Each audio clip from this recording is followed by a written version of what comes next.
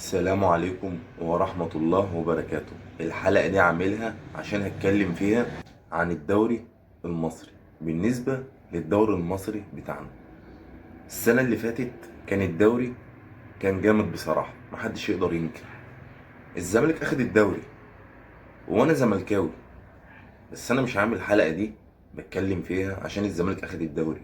انا هكلمك عن الدوري المصري نفسه. السنة اللي فاتت الدوري كان متكافئ بصراحة. سيراميكا كليوباترا كان مستواه كويس، الاهلي كان مستواه كويس، الزمالك كان مستواه كويس، المصري كان مستواه كويس، بيراميدز مستواه كويس. فلما تقعد تتفرج تحس ان في منافسه، ودي الميزه بقى. الميزه ان انت بتلاقي كذا فرقه بتنافس على البطوله، عكس المواسم اللي كانت بتتلعب قبل كده. ما كانش فيها منافسات خالص، كنت على طول بتشوف الاهلي كل سنه بياخد الدوري. كل سنه الاهلي بيكسب، الاهلي بيكسب، الاهلي بيكسب، الاهلي بيكسب. فده حاجه يعني برضه بتخلي الواحد يتضايق. هو طبعا النادي الاهلي نادي كبير، محدش يقدر ينكر، وكل لعيبه تقيله، هو اكبر فريق في مصر، وعنده افريقيا كتير، وعنده دوريات كتير، وربنا يوفقهم ويصلح حالهم. دي حاجه ما تزعلش، بس الفكره كلها في ايه؟ ان انت كل سنه بتبقى عايز فريق معين هو اللي ياخد الدوري. يعني انا نفسي اشوف غزل المحله بياخد الدوري، المصري بياخد الدوري، الاسماعيلي بياخد الدوري، الزمالك ياخده، الاهلي ياخده، الاتحاد السكندري ياخد الدوري. فانا نفسي اشوف الكرة في مصر تبقى بالشكل ده، عشان نبقى احسن دوري في افريقيا ومن احسن 10 دوريات في العالم. لازم يبقى فيه منافسات. فالسنة اللي فاتت الزمالك اخد الدوري، المصري اخد الرابطة، لسه السوبر هيتلعب وهنشوف مين اللي هيكسبه.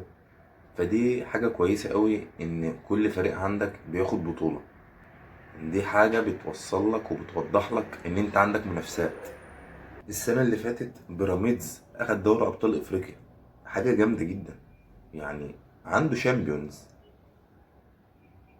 دي حاجة عظمة، 10 على 10.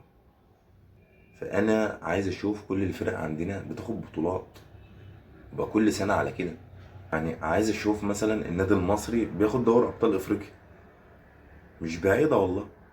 عايز أشوف الاتحاد السكندري بياخد الدوري.